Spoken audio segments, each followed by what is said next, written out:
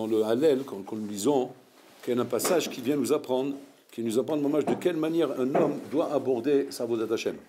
Nous disons comme ça là-bas. Pitrouli sha'ar tzedek, avobam odeya, ze ashar l'Hashem tzadikim yavobo, odecha ke anitani vatei lishua. Regardez bien. On dit comme ça.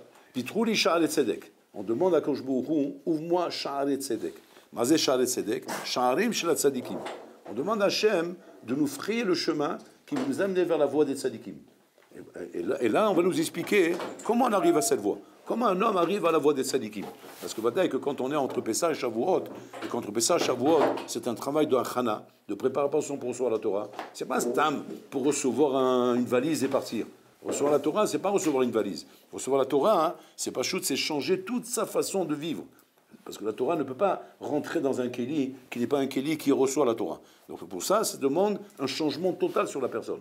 Ce changement, c'est quoi? C'est comme on a lu dans la paracha, c'est Kedushim Tiou, vous devez être Sadikim, vous devez être Kedushim, sous-entendu, vous devez être des gens qui allaient dans mon sens, pas des gens qui fonctionnent à contresens, mais qui vont dans le sens de la Torah. Il a fait mot. Pour cela, le Hallel vient nous expliquer comment on rentre dans ce sens. Pitrou lishar et tzedek. Donc on demande à Hachem, ouvre-moi les portes pour arriver à devenir un tzaddik. Il a fait mot. Voilà, à ce moment, on va à Bobam pour que je puisse y aller là-bas. Je veux rentrer dans cet endroit. À ce moment-là, on lui explique, on lui répond, Zachar l'Hachem. Voilà le char, le voilà devant toi. Il est ouvert devant toi. Tzadikim yavobo. Les tzadikim rentrent là-bas. Et là-bas, on t'explique qu'est-ce que tu vas découvrir là-bas. Puis toi, tu vas découvrir là-bas, bidiouk, la chose qui jusqu'à aujourd'hui ne t'a pas amené à rentrer là-bas. C'est que d'un côté, tu demandes, je veux être sadique, je veux faire ta volonté Hachem, je veux recevoir ta Torah, je veux faire tes mitzvot, verroulé. Ça, on le dit dans la tfila, on le dit dans nos prières, on le dit dans les teilim, peu importe où on le dit, mais on le dit constamment. Mais les maaseh, tu vas te rendre compte toi-même qu'il y a une stira minéoubé, il y a une contradiction mamash en soi, dans ce que tu es en train de demander et dans les conditions qu'on te demande pour ça. C'est comme si tu n'arrêtes pas de demander à ton banquier un prêt, tu viens à la banque, tu demandes un prêt, il a fait mode. Maintenant, le banquier, il analyse le cas, ok, tac, et tu dis, monsieur, vous venez prendre le prêt, voilà, les conditions, c'est comme ça. À chaque fois que tu viens, tu ne remplis pas les conditions. Le bonhomme dit, je ne peux pas donner le prêt. Il dit, mais je veux le prêt. Il dit, il n'y a pas de problème, on vous donne le prêt. Mais il faut remplir les conditions. Là, c'est pareil. On demande la Torah, on demande les mitzvot, on demande la sécoute. Mais la maaseh ne remplit pas les conditions. On est, mamage, comme des enfants capricieux qui voulons obtenir les choses, mais sans remplir les conditions. Ça ne marche pas comme ça, à Boutaï. Et là, on nous explique c'est quoi les conditions. Les conditions, c'est comme ça. Odecha keanitani, c'est la suite. Odecha keanitani va tei li lishua. Ça veut dire quoi? Les conditions, c'est, qu'est-ce qu'il dit David Ameler? Que je te remercie, Hachem, qui a anitani de toutes les souffrances que tu me fais. Okay? Pourquoi? Parce que ze aishua sheli. Odecha keanitani, Yeshua tira, ça m'amène à l'Yeshua. C'est-à-dire que ce qui va m'amener, à pouvoir rentrer dans ce chemin que le chemin des tzadikim, et qui va m'amener, à te rejoindre et à être réellement celui qui a rempli les conditions, ça, c'est la condition, effectivement, que quoi? Que j'accepte ce que tu fais de moi dans la vie. J'accepte ce que tu fais de moi dans la vie, sans essayer de contourner, sans essayer de détourner.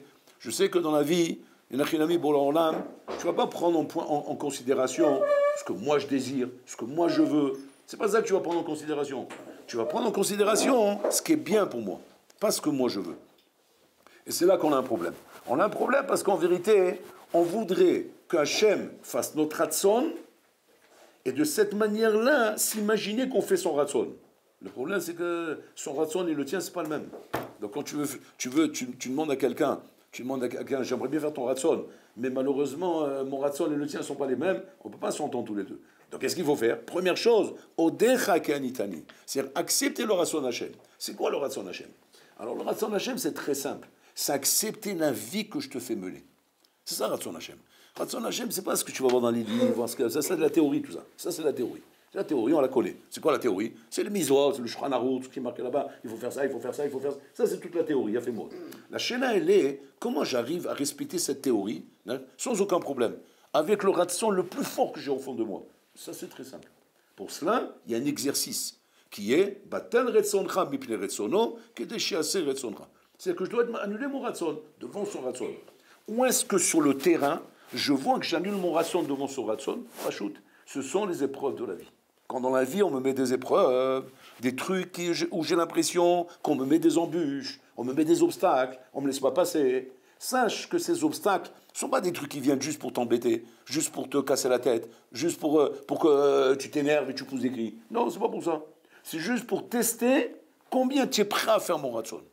Tu vas dire comment ça marche, comment ça se passe. C'est-à-dire dans les couvées que tu me mets dans la vie, dans les embûches que tu me mets dans la vie, car ces embûches, c'est elles qui me construisent dans la vie. Comment ça marche? Depuis quand une embûche construit un homme dans la vie? Nous, on n'a pas vécu comme ça dans la société. C'est l'état d'esprit qu'on a dans la vie et dans le monde, etc. C'est qu'on est persuadé qu'une embûche ne construit pas. Au contraire, une embûche nous empêche d'avancer, nous empêche de faire ce qu'on a envie. Moi, je suis en train de faire une affaire. Maintenant, je vois des embûches. Qu'est-ce que je me dis? Je me dis, waouh, la poisse, ces embûches, je ne me laisse pas avancer. Je voudrais arriver à ça, j'y arrive pas. On est loin de croire, Bechlan, que toutes ces choses-là, Rabotai, ça sert à te construire. On croit plutôt que ça nous met des bâtons dans les roues, au contraire. C'est comme ça qu'on dit. Arrête de me mettre des bâtons dans les roues. On a envie de dire ça, j'aime aussi. Arrête de me mettre des bâtons dans les roues. Bon là, mais il dit non seulement je ne te mets pas des bâtons dans les roues, mais ces bâtons que je te mets dans les roues, ouais, soi-disant, d'après ton esprit à toi, c'est elles qui te construisent. Un bonimotra. Comment les chorins, quand je me trouve devant une embûche, et que la chose aurait pu se faire simplement, comme moi j'avais prévu. Moi, j'avais prévu de faire telle et telle chose, Ken. Et pour moi, ça devait se faire tout simplement. Et puis, Tom, quand j'arrive sur le terrain, c'est hyper compliqué. Ça ne se passe pas comme je veux. C'est même des fois à l'envers de ce que je veux. Et que l'homme, il te dit, c'est ça le plan. C'est comme ça que ça fonctionne avec moi. Avec moi, hein, c'est pas du genre du tout acquis. C'est pas genre, tu as dit, tu as voulu, ça y est, c'est fait, on te sert. Ça, c'est on l'a masé, ça. Ça, c'est le on l'a masé qui fait que te perdre, que t'enfoncer. Quand un bonhomme, il vient au restaurant, il commande, on le sert, il a mangé, Ken, il n'a pas fait de hamal, il a reçu, mamache à la carte ce qu'il voulait. C'est ce qu'un homme, il rêve ça dans la vie. Un homme, il rêve de ça dans la vie. Ce rêve, Rabotai, c'est pas un rêve, c'est un cauchemar. Un homme qui vit dans une vie, on lui donne tout à la lettre, tout comme il faut, sans effort, sans rien, Rabotai. C'est une vie qui va t'amener, Rabotai, simplement à quoi? Elle va t'amener à t'empêcher de te construire. Et une autre vie, l'autre, elle va te construire cette vie. Tu vas dire quoi? Une vie difficile, où j'ai des conflits, où j'ai des difficultés. C'est celle qui va me construire? Oui. Pourquoi? Regardez pourquoi. Parce que quand j'ai des difficultés, pour passer ces difficultés, je suis obligé de faire des efforts. Et ces efforts viennent d'où? Viennent de moi. Donc qu'est-ce que je fais travailler? Je fais travailler ma personnalité. Je fais travailler mes méthodes. Je fais travailler mon esprit. Pour arriver à comprendre comment passer devant un problème pareil. Ce travail que je fais avec moi-même, il me construit ce travail. Alors que quand les choses se passent tranquillement, sans effort, sans rien, je ne fais aucun travail, aucun effort. La chose est acquise, donc pour moi, c'est comme ça que ça doit être. C'est pour ça qu'un homme, il a qu'un ami, il a 100, il veut 200, il a 200, il veut 400. Il est constamment en train de demander, parce qu'il voit qu'on lui donne. Bon, là, en ne te donnant pas, en te faisant passer par des efforts pour obtenir la chose, l'effort que tu vas faire, c'est ça ton binyan. C'est de cette manière que tu vas t'approcher, de la vraie émouna Kadosh Baruch Hu. C'est de cette manière que tu vas t'approcher de la vraie compréhension de ce qu'Hachem veut de toi dans la vie. Mais sinon, il n'y a rien du tout, il n'y a rien qui se passe. Regardez, par exemple dans la Gada, un truc très surprenant dans la Gada. On lit dans la Gada, le Rambam dit là-bas qu'il faut commencer d'abord par Begenaï, après on finit Beshva, on commence par raconter Avadim Aïnou, nous étions des Avadim, nous étions sur une terre étrangère, à voter, nous, Agdouchim, Abraham, Israël, Yaakov, ils étaient en galère, en exil, sur des terres étrangères, et après on était esclaves, et après tu nous as sortis d'Égypte, et on est censé normalement vanter Hachem par ce texte que nous sommes en train de lire. Réfléchissez un petit peu. Ce texte que vous avez lu à Pessah, le soir de la Gada, il a une stira complète avec la manière comme on vous vit. Pourquoi? Parce que regarde ce que tu es en train de dire. Tu es en train de dire comme ça. Bon, alors là, tu nous as mis là, et là, et là, et là. Tu nous as envoyé en Égypte, tu nous as libérés d'Égypte, je te remercie. Est-ce que dans la vie, c'est comme ça que tu fais, toi? Je te donne un exemple dans la vie qui ressemble à ça et vous allez voir l'ânerie qu'il y a ici. Dans la vie, comme ça, regardez ce qui s'est passé. Ce qui s'est passé, c'est quoi? Il y a un voisin, c'est ton voisin le palier. C'est un nerveux. Mais bon, il est médecin. Il est médecin, mais il est nerveux. Très bien. Un jour, tu as fait trop de tapage, tu as fait trop de bruit. Ici, il est venu, il t'a tapé à la porte. Il a ouvert la porte, il t'a cassé la jambe. Ouais, il t'a mis un coup de latte, comme ça, il t'a cassé la jambe. Maintenant, le bonhomme, il a la jambe cassée maintenant. Il ne sait plus quoi faire. Maintenant, il va chez le médecin. Qui c'est le médecin? C'est lui. Très bien. Alors il dit, il faut me réparer ma jambe. Il n'y a pas de problème, en tant que médecin, je vous répare votre jambe. Excusez-moi que je vous ai ça, vous êtes du bruit, etc. Maintenant, vous êtes chez moi en tant que patient et moi en tant que médecin, je vous soigne. Il lui soigne la jambe. Okay. Et le bonhomme, maintenant, le médecin, il lui dit, vous pouvez lui dire merci quand même. Je dis, pas dans ces cas-là. Je dis, pourquoi? Ben, c'est vous qui m'avez cassé la jambe. Vous m'avez cassé la jambe, je dois vous dire merci. C'est à vous de vous excuser que vous m'avez cassé la jambe. Maintenant, vous avez fait comme votre devoir de me la réparer. Si vous n'avez pas cassé la jambe, je serais venu pour chez vous pour me réparer une jambe cassée qui s'est cassée ailleurs. Là, je vous dis merci. Mais dans ce cas-là, bon, c'est normal. C'est ce qu'on fait le soir d'Agaz.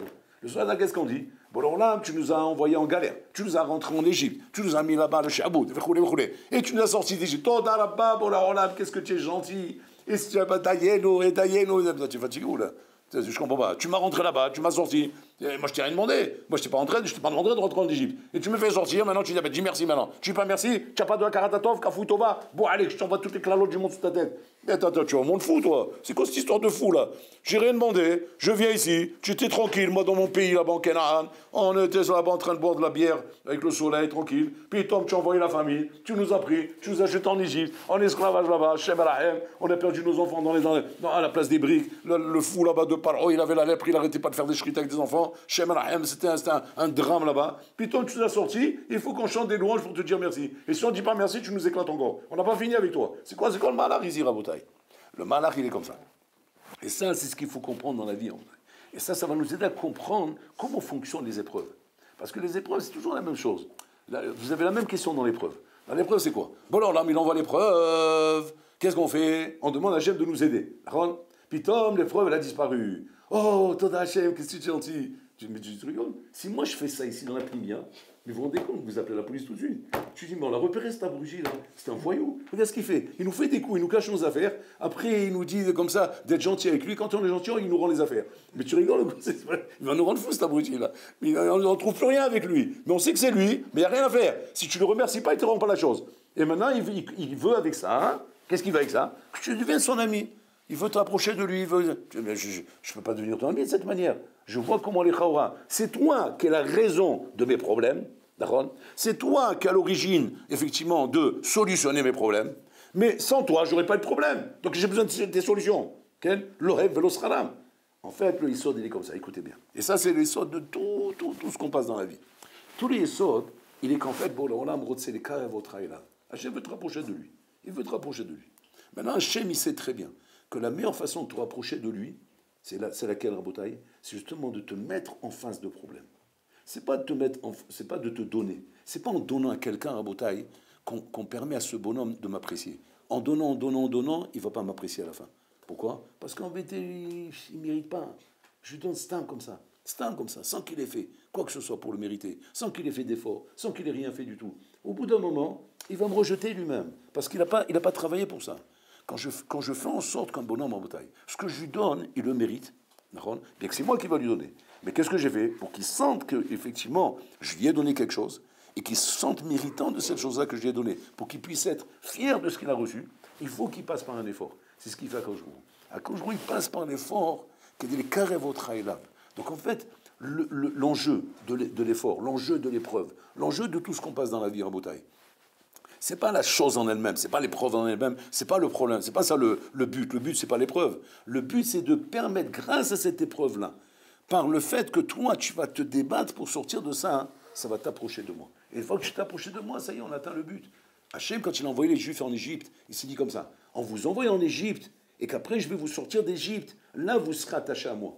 Si je ne vous avais pas envoyé en Égypte, vous serez en Canaan, et vous seriez en train d'essayer de vous approcher de moi par les louanges qu'Abraham a venu vous a pris, vous ne seriez jamais approché de moi. Pour vous approcher de moi, il faut passer par l'Égypte. Par l'Égypte, en sortant comme ça, hein, par les efforts, la peine, etc. Et maintenant, vous sortez, et vous voyez comment je vous prends. De cette manière, vous approchez de moi. Donc un bonhomme en bataille, il doit comprendre que toutes les difficultés qu'Hachem ils vont voir dans la vie, c'est pas dans le but de me donner des difficultés, c'est dans le but de m'approcher de lui. Et c'est ça le tahlit de la vie. Le tahlit de la vie, c'est d'être proche d'Hachem, c'est pas ce terme de... Maintenant, ça dépend où tu es. Si Nachrinami, ta vie, Rabotai, c'est le matériel, c'est ça le but. Alors voilà que chaque chose te prend la tête. Chaque chose que tu vois comme épreuve de la vie, t'approche pas d'Hachem. Au contraire, elle est loin d'Hachem. Pourquoi? Parce que quand ton but c'est le matériel, et que le point de repère pour toi dans la vie qui va déterminer si tu es heureux ou malheureux, c'est le matériel. Il y a, je suis heureux. Il n'y a pas, je suis malheureux. Alors de cette façon-là, jamais tu vas t'approcher d'Hachem. Pourquoi tu ne vas pas t'approcher d'Hachem? Parce que tu fais une distinction entre le bien et le mal. Le bien, c'est bien, le mal, c'est mal. C'est pas vrai. Dans votre Hachem, il n'y a pas le bien, c'est bien, le bien, c'est mal. Le bien et le mal sont bien dans votre Hachem. Pourquoi? Parce que quel nafkamina pour moi, comment je m'approche de toi? Je m'approche de cette manière ou de cette manière. De toute façon, c'est des épreuves. Être riche, c'est une épreuve. Être pauvre, c'est une épreuve. Les gens ils rêvent d'être riches. C'est une épreuve d'être riche. Et d'être pauvre aussi, c'est une épreuve. Maintenant, le point commun entre les deux, c'est quoi? C'est que de cette manière ou de cette manière, je m'approche de toi. Donc en fait, tous ces chemins, ils m'amènent vers toi. Moi, je dois être conscient que quoi? Que simplement, ces manières-là ne sont pas des manières que moi, je dois évaluer par rapport à une appréciation matérielle. De dire, ah, quand ça correspond à un matériel qui est considéré comme quelque chose de bien, alors là, je dis que c'est bien. Si ça correspond à un matériel qui s'appelle bien, je n'appelle pas ça bien. C'est faux, ça. C'est faux d'avoir ces points de repère. Tous les points de repère matériels doivent être éliminés. Ça ne veut pas dire qu'on ne vit pas dans le matériel, on vit dans le matériel. Mais on doit éliminer, Raboda, de notre esprit, dans l'Ashkafa, le point de repère matériel pour décider si je suis heureux ou malheureux. Ce n'est pas ça qui doit décider ton bonheur ou ton malheur. Ce qui doit décider ton bonheur ou ton malheur, c'est ta proximité avec Hachem. Combien je suis proche de lui ou combien je m'éloigne de lui. Parce qu'en vérité, ça on le verra dans la vie. Tu vas voir des gens, par exemple, très riches dans la vie. Ils sont malheureux. Ils ne comprennent pas pourquoi ils sont malheureux. Des gens très pauvres dans la vie, ils sont heureux. Ils ne comprennent pas pourquoi ils sont heureux. Ouais. Et nous, on regarde comme ça, on se dit, mais c'est bizarre. Je comprends. Lui, il a tout pour être heureux, il est malheureux. Lui, il a tout pour être malheureux, il est heureux. C'est bizarre, comment ça marche tout là? Comme cette histoire que je vous ai racontée une fois de Ford, le grand directeur de Ford. Vous connaissez Ford, les voitures de Ford? Ouais, il y a le grand directeur, le Menel de Ford, PDG de Ford. Il a pris ses vacances dans un hôtel là-bas à Miami Beach, un hôtel là, belle, c'est genre, j'ai mangé une soucoupe volante sur la mer. Donc il est en train de se balader maintenant sur le bord de mer comme ça. Il voit là-bas un vieux bonhomme avec un chapeau en paille, ouais, en train de faire la pêche. Il le regarde comme ça, il dit, mais attends, qu'est-ce que tu fais là? Il dit, ben, je pêche. Il dit, ce que tu fais dans la vie, tu n'as rien d'autre à faire dans la vie? Il dit, non, j'ai rien d'autre à faire, moi je suis à la retraite, c'est ce que je fais toute la journée, je pêche du poisson, c'est mon kiff. Et il le regarde à lui, il dit, et vous, qu'est-ce que vous faites dans la vie? Il dit, ah, moi j'ai beaucoup à te raconter, moi, ce que je fais dans la vie. Il dit, racontez-moi. Et il dit, mais moi je suis le patron de Ford. Tu as entendu parler de Ford? Il dit, ouais, les bagnoles là. Ouais, ben, c'est moi. C'est quoi votre truc? Il dit, moi, ce que je fais, tu rigoles quoi? Je construis des voitures, des camions, des trucs, de tous les sens, des machines. Et que ça vous donne? Mais ça me donne de l'argent. Et qu'est-ce que tu fais avec cet argent? Ben, cet argent, ben, j'achète des villas, j'achète des avions, j'achète des jets, j'achète des hélicoptères. Voilà, cet hôtel-là, il est à moi, par exemple. Qu'est-ce que j'achète pas? Qu'est-ce que j'achète pas avec cet argent? Et après, que ça vous donne? Ben, que ça me donne? Ben, ça me donne que j'ai de l'argent. Oui, mais après, ben après comme ça, quand je vais vieillir, j'aurai beaucoup d'argent. C'est-à-dire, quand vous serez vieux, vous aurez beaucoup d'argent. Vous allez continuer à travailler, construire des camions? Il dit non, parce que là, je serai vieux, ça y est, après c'est mon fils qui va prendre la relève. C'est-à-dire, et vous, qu'est-ce que vous allez faire à ce moment-là? Il dit, ben, j'aurai de l'argent. Mais c'est-à-dire, l'argent, il est posé, ça c'est l'histoire de Picsou. Maintenant, vous, qu'est-ce que vous allez faire de vos journées? Il s'arrête comme ça, il dit, jamais dans ma vie, on n'a pu me coller avec une question. C'est vrai, qu'est-ce que je vais faire? Ah, je sais, je vais m'acheter un chapeau en paille et je vais pêcher du poisson. Comme ça, il dit, je comprends pas ton truc. Mais pourquoi tu as fait un chemin aussi long pour arriver à la même chose que moi? Pourquoi tu as fait un chemin aussi long pour arriver ici? C'est-à-dire que, regardez bien, attention, l'histoire, elle a l'air bête, mais elle est puissante, l'histoire. C'est-à-dire qu'en vérité, où tu es arrivé en fin de compte? Là où je suis arrivé moi. D'accord? Maintenant, tu as brassé de l'argent, tu as mis en place des usines, tu as fait des trucs extraordinaires. Aval les maasé, maskanat advarim. On est au même point tous les deux. Qu'est-ce que ça peut faire? Tu as mangé maintenant que du pain, ça t'a rassasié. L'autre, il a mangé des entrecôtes roulés. On est rassasiés tous les deux. Manaf Kamina, ce qui t'a servi à te rassasier. Manaf Kamina, ce que tu as pu faire sur le chemin. Du moment où maintenant, là où on est aujourd'hui, on est au même stade tous les deux. Qu'est-ce qu'on voit de là? De cette histoire, on apprend un histoire d'Atsum. On apprend qu'en vérité, ce n'est pas l'argent ou le matériel ou d'avoir ça qui rend un homme heureux. Ce qui rend un homme heureux, c'est la shlimut qu'un homme ressent, c'est-à-dire la plénitude qu'un homme ressent par rapport à ce qu'il est en train de vivre. C'est ça ce qui rend un homme heureux. La plénitude que j'ai par rapport à ce que je suis en train de vivre. C'est pour ça que dans la vie, tu peux voir des gens qui n'ont pas grand-chose en matériel, mais qui sont hyper heureux. Des gens qui ont beaucoup de matériel, ils sont malheureux. Mais pourquoi? Tout simplement. Parce que le bonhomme, en vérité, il essaye de chercher une plénitude, rabotaille, dans des choses qui ne donnent pas la plénitude. L'argent ne donne pas ce shalom, ne donne pas cette shlimut, ne donne pas ce nachat. L'argent, c'est j'ai 100, je veux 200, j'ai 200, je veux 400. C'est de courir constamment. Mais à un moment donné, tu ne vas plus courir. Et quand tu ne vas plus courir, tu as oublié quelque chose sur la route. Quoi? De travailler ta plénitude. Et ça, comme tu ne l'as jamais travaillé, le jour où tu vas t'arrêter, ça va être une chute pour toi. Pourquoi ça va être une chute? Parce que tu n'as pas réfléchi pour ça. Tu n'as pas pensé à ça. Tu n'as fait que courir.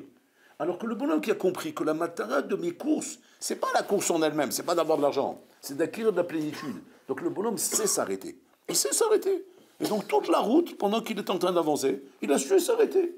Il a su s'arrêter pour se remplir de Torah, se remplir de Chokhmah, s'intéresser à écouter des shiurim à droite, à gauche, rouler. Cet homme-là s'est soucié, pas seulement de son matériel, mais de sa rouchaniout. Donc cet homme-là a acquis la plénitude. Cette plénitude, c'est elle qui donne le nachat à la personne. Elle, manasot, rabotai. Tout le reste sont des moyens qui donnent l'impression, bédimion, que tu auras avec ça quelque chose. Mais tu ne peux rien avoir avec ça. Pourquoi? Parce que c'est du matériel. D'où viennent les aspirations de l'homme? Elles viennent de ta neshama.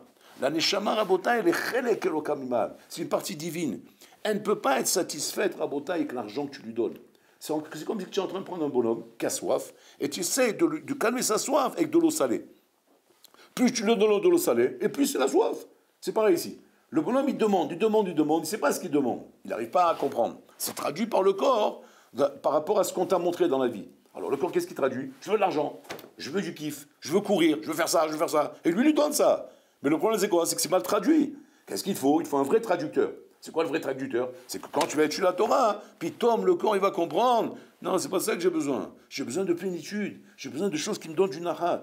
Qu'est-ce qui va donner du nachat? Ce qui va donner du nachat, c'est la plénitude. Et nachinami, c'est quand tu vas remplir ta neshama de ce dont elle a besoin. C'est-à-dire les misvot, la Torah, la vodat Hashem, se rapprocher de Bola Olam. Sinon, tu ne pourras pas. Tu seras quand même perdu dans les rues, en train de courir dans tous les sens, sans savoir, Bichlal, pourquoi tu n'es pas heureux. Pourquoi je n'arrive pas à être content dans mon sort. Pourquoi je n'arrive pas à avoir du sipouk dans ce que je fais dans la vie.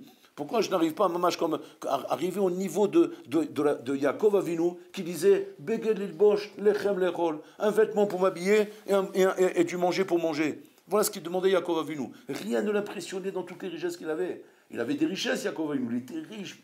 Il avait des chameaux et des ânes plein de biens. Rien n'impressionnait. Pourquoi? Parce qu'il savait très bien que ces choses-là sont des choses que tu as ici et qu'elles restent là après ta mort. Ce sont des choses matérielles. Elle n'ajoute rien dans mon nefesh, elle n'ajoute rien dans ma neshama. Ce qui ajoute dans ma neshama, c'est que la construction spirituelle que je fais dans ma neshama. Cette construction spirituelle, elle est dans l'effort que je fais pour affronter les difficultés de la vie. J'ai des difficultés dans la vie, je les affronte pour rester proche de toi, Hachem. C'est toi mon repère. Avec ce repère-là, Enachinami, tu construis ta plénitude. Si tu ne prends pas ça comme repère, ton repère, toi, c'est le matériel. C'est le matériel, au Bola il est secondaire dans la place. C'est simplement...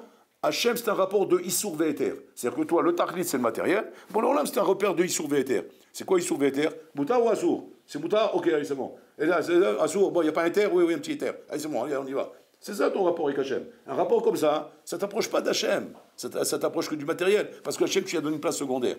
Maintenant, tu vas dire, c'est quoi le rapport avec Hachem? Le rapport avec Hachem, c'est pas Issour Ve'eter. Le rapport avec Hachem, c'est Kadosh et Tamé. C'est quoi Kadosh et Tamé? Coller avec lui. Quand c'est collé avec lui, c'est Kadosh. Pas collé avec lui, c'est Tamé. Donc, ce n'est pas le Issour Éther qui m'intéresse. Le Issour Éther, c'est juste un moyen pour m'assurer que je ne suis pas en train de m'éloigner du Kadosh et que je ne suis pas en train de me rapprocher du Tamé. C'est tout. Mais le but, c'est d'être avec Hachem. Quand le bonhomme il a compris qu'il est avec Hachem, il n'a pas de problème. Yosef Hatzadik Abotai, comment il ne se débonde pas? Comment il ne se brise pas? Tu prends un jeune de 17 ans, tu l'exiles de sa famille. Il débarque en Égypte sur une terre Shem Alahem Abotai. C'est une terre qui fait peur, l'Égypte, quand il y a un jeune de 17 ans. Il est jeté là-bas. Et qu'est-ce qui se passe, Rabotai? On lui donne des épreuves dans tous les sens. On le jette dans une prison. 10 ans fermé dans une prison avec des Égyptiens là-bas, des bonhommes qui sont Birla d'une autre planète, qui vivent complètement différemment que lui, que ce qu'il a appris chez son père. Il ne se démonte pas. Comment il fait pour ne pas se démonter, Rabotai? Comment un homme ne se démonte pas devant des choses pareilles? Tout simplement, il a un point de repère qui ne bouge pas. C'est Bola Olam. Bola Olam, c'est toi qui m'as envoyé ici. Je ne sais pas où je vais avec toi, mais je sais que tu m'amènes quelque part. Je te suis. Maintenant, il ne sait pas où il va, lui. A priori, pour arriver là où il va arriver, mais tu rigoles quoi? Il faut aller dans les universités, les facultés, il faut faire au moins 20 ans d'études, oui. 20 ans d'études pour être président de la République. 20 ans d'études, des gnanim, des études de droit, des études de politicien, des études roulés, pour arriver à devenir un chef d'État, tu rigoles quoi? Parce que c'est là-bas qu'on va l'amener. Mais lui, il ne sait pas qu'il va là-bas. Lui, où il est pour l'instant? Il fait le parcours du combattant. Le parcours du combattant, où normalement un bonhomme comme ça, avec un parcours pareil, qu'est-ce qu'il devient? Clochard. D'accord? Un parcours comme ça. Ou clochard ou délinquant. C'est normal, prison, il n'y a pas d'autre issue. Ouais. Sinon, il faut faire des études. Mais les études, c'est long pour arriver à des grosses places. Ou alors, tu vas faire des études de cordonnier. ou bien de tailleur pour faire des ourlets, tout comme ça. Tu auras une petite basta là-bas à Belleville, au Barbès, et tu vas faire des ourlets pour les pantalons, et tout comme ça. Voilà, c'est ce qu'un peu fait quand il a fait 10 ans de prison, qu'est-ce qu'il fasse. Youssef Hassadik, il suit ce parcours, 17 ans. Il est en prison, c'est-à-dire, il sort de prison, qu'est-ce qu'on l'amène? On l'amène devant Paro pour qu'il explique son rêve. Voilà l'examen qu'il a passé. Il explique le rêve, Pitom, Ben Yom Echad, qu'est-ce qu'il devient? Il devient roi d'Égypte. Vous vous rendez compte un peu le truc? Défiler dans toutes les villes en Égypte, tout le monde en train de l'acclamer. Bon, c'est le chef, c'est le leader, c'est Hatsoum, Verroulé. Ce bonhomme-là, comment il est arrivé là? Comment ce bonhomme, Rabotaï, il peut arriver au haut de la montagne en étant passé par un chemin comme celui-là, Rabotaï? Ben, tout simplement parce qu'il a compris que quoi? Que pour ne pas se perdre dans la vie, pour être sûr que je vais arriver là où Hachem veut que j'arrive, il faut que je garde dans ma tête Bololam. Donc Bololam, ça m'intéresse pas où tu m'amènes. Tu peux me mettre là, ou tu peux me mettre là, tu peux me mettre là. Je ne suis pas dérangé par ça. Du moment où c'est toi qui as voulu que je passe par là, je sais que c'est par là que je dois passer pour arriver à ma réussite. Et pas là où moi je crois que je dois passer. Quand un homme il commence, lui, à rentrer sa tête dans les plans d'Hachem, c'est là que tu te perds. C'est là que tu fais de nœuds. C'est là où Bololam il dit ah ben Habibi, ça fait 30 ans que je t'attends. Qu'est-ce que tu es en train de faire là? Tu es en train de tourner, où tu vas? Ben, je dis, ben, je me cherche. Ben, tu te cherches, ben, tu sais comment il faut te trouver. Tu dis, mais comment, justement? C'est la question, ça fait 30 ans que je tourne. Je ne sais même plus où je me trouve. Comment il faut te trouver? Ben, simplement, cherche-moi à moi. Quand tu me cherches à moi, tu vas te trouver. Mais si jamais c'est pas moi que tu cherches, ben, tu ne trouveras rien. Tu vas tourner, tourner, tourner. Aujourd'hui, on est dans un monde en bataille où le monde tourne. Le monde n'arrête pas de tourner. Il faut rien qu'observer. Et tu vois comment les gens ils sont perdus. Perdus totalement en bataille. Ils ne savent même plus. Quels sont les critères qu'il faut prendre en considération pour faire le bon choix d'une femme pour se marier? Sympa. Qu'est-ce qu'il regarde le bonhomme? Ah, elle est blonde, elle a les yeux bleus, elle est magnifique, elle est belle dentition, elle a un sourire, magnifique. C'est elle que je veux, c'est avec elle que je veux me marier. Ce bonhomme-là, 3 mois mais tu le vois à la Rabbanout en train de divorcer. Tu dis, mais je comprends pas, mais je me rappelle, moi, c'était un mariage de la belle, ils ont fait un mariage de folie, ils ont dépensé des millions pour montrer ça. Mais c'était le couple amoureux, l'amour, love, vous voyez, c'est la belle. Il fallait voir comment ils dansaient dans la salle, roulaient. 3 mois après, je vois Rabbanout. C'est quoi cette histoire? Ben, c'est simple, c'est pas Hachem que tu cherchais là-bas. Comme c'est pas Hachem que tu cherchais, voilà les résultats. Les résultats, c'est quoi? Échec. Échec. Après, le bonhomme, il a des enfants. Il les a éduqués comment? Comme il avait Internet. Internet, on lui donne des conseils là-bas, on lui explique comment on éduque les enfants. Alors ça se prend comme ça se fait comme ça. Il t'énerve trop, une tarte, ouais. L'autre, il t'énerve pas, tu le prends comme ça, tu sais. Tu vois qu'il t'énerve, tu l'achètes tous les iPhones, tu les mets comme ça en ligne tous les soirs comme ça. Tous les soirs, avec l'autre, comme ça, tu n'entends plus. Voilà. C'est le calme, je vais mettre des ricottes comme ça, chacun, tout le monde dort, impeccable. Qu'est-ce que tu es en train de fabriquer ici? Tu es en train de fabriquer des bombes à retardement. Seulement le bonhomme, il ne sait pas ce qui se passe, parce que quand ils sont petits, 7 ans, 8 ans, ils sont gentils. Gentils, leur petit truc. Depuis bébé aujourd'hui, 3 ans, 4 ans, 2 ans déjà, tu l'as vu avec l'iPhone. Moi j'ai vu dans des familles comme ça, durant dans des familles, les mamans, elles ont trouvé un nouveau système pour avoir la paix, elles mettent l'iPhone. Ils ont dans les mains. Comme cette histoire-là de la femme de ménage. L'histoire de la femme de ménage en Bretagne, où une fois, il y a la maman qui arrive de son travail, et elle voit le bébé dans le landau. Ouais, bon, elle habite dans le landau, et il ne s'endormait pas, elle met dans le landau pour s'endormir. Mais elle voit sur lui, un chasse-vina, une grosse marque comme ça, c'est des marques comme ça, avec des dalles, comme ça. Sur le bébé. C'est un petit bébé, il vient de naître, il a mis un truc comme ça sur lui, tu vois, quoi. La maman, elle voit ça, elle prend vite le truc, vous êtes folle, mais c'est très lourd, comment vous ça sur lui? Elle dit, ben, j'ai mis ça pour qu'il dorme. Elle dit, mais qui vous a dit que ça, c'est pour dormir? Elle dit, ben, je vois votre mari, hein, c'est tout. Je comprends que ça, c'est pour dormir. Vous voyez, son mec, chaque fois qu'il prend ce lit, il s'endort. Donc, c'est pour dormir. Donc, elle a mis ça sur le bébé. Ça, c'est l'union dans la bouteille. C'est qu'on n'a pas compris à quoi servent les choses. Les choses, quand tu les utilises mal, elles t'amènent à des mauvaises choses. C'est ça l'union dans la bouteille. Quand tu crois qu'avec des choses comme ça, tu vas construire ton foyer, parce que tu ne cherches pas Hachem, tu cherches ce qu'on te donne dehors, ce qu'on t'offre dehors, ce qu'on te met à la portée de tes mains. Tu ne sais pas que ces choses-là, c'était loin de Bololam. Et donc, elle t'amène où? Elle t'amène vers le chaos, elle t'amène vers le tohu vabou. Le tohu vabou, l'échec dans la vie. Il n'y a que Hachem qui peut t'amener, lorsque tu le cherches, qui peut t'amener aux vraies solutions et aux vrais résultats. Et c'est comme ça qu'un homme peut réussir dans la vie. Autrement, comme ça, c'est impossible, Rabotaï. Est-ce qu'on peut imaginer, Rabotaï, ça je me rappelle, Raphaël qui toujours il disait, on peut imaginer, Rabotaï, un juif qui peut se lancer dans la vie sans avoir fait au moins 1 an de yeshiva? Ça peut exister une chose comme ça? Il ne comprenait pas. Il dit c'est impossible. Il dit pourquoi c'est impossible? Parce qu'il n'y a rien dans la vie qui t'apprend comment on avance. Si ce n'est pas la Torah, il est misote. Mais dans la Torah, les misotes, il faut l'apprendre dans un endroit où ça s'apprend. Comme tu as compris que pour apprendre ta médecine, il faut que tu ailles dans une université de médecine. La même chose, pour apprendre la vie, il faut aller dans une yeshiva. La yeshiva t'apprend ça. Sans ça, tu ne sais pas. Tu ne sais pas. Tu te cherches avec des points de repère qui sont des points de repère que les goïms t'offrent dehors. Mais ces points de repère-là, ils ne t'amènent pas à la bonne adresse. La bonne adresse, c'est celle d'Akadosh Baruch Hu. Et celle d'Akadosh Baruch Hu, c'est à travers la Torah. Torah, Israël, va Akadosh Baruch Hu, Chadou. C'est une seule chose. As Shama Tassalech Hapez. Blisé, tu te perds dans la vie. Et ça, Rabotai, c'est le Yesod qui dit ici. Odechake anitani va tehi li lishua. Odechake anitani, c'est-à-dire, je te remercie pour l'Olam de me mettre en difficulté. Pourquoi? Pas parce que tu me mets en difficulté, après je te dis merci. Parce que je sais que ces difficultés m'ont servi à moi à te chercher. Parce que si tu ne m'avais pas mis des difficultés, je ne t'aurais pas cherché. Je me serais perdu dans le matériel.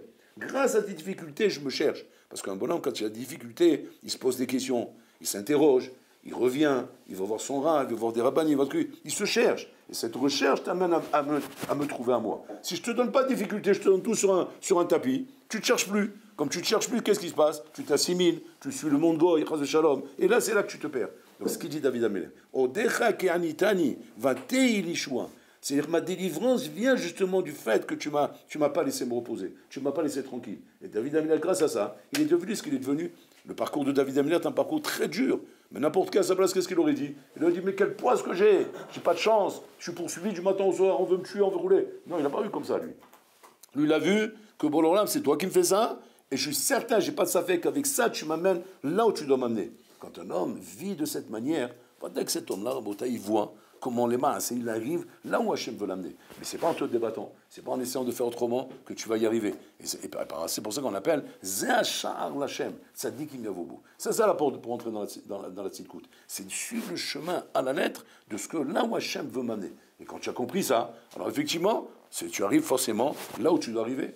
Là, il n'a qu'un ami, ton couple va être réussi, l'éducation de tes enfants va être réussie, ta avoda va être réussie, ta vie va être réussie. Parce que tu as compris qu'il y a une matara, c'est pour l'âme, et pas en train de chercher des choses à droite, à gauche, en imaginant que ça va me donner le bonheur, ça va me donner ça, on dirait des recettes de cuisine pour arriver à Rabotaï à construire des choses qui sont des monuments à Rabotaï. Il n'y a pas de recettes de cuisine.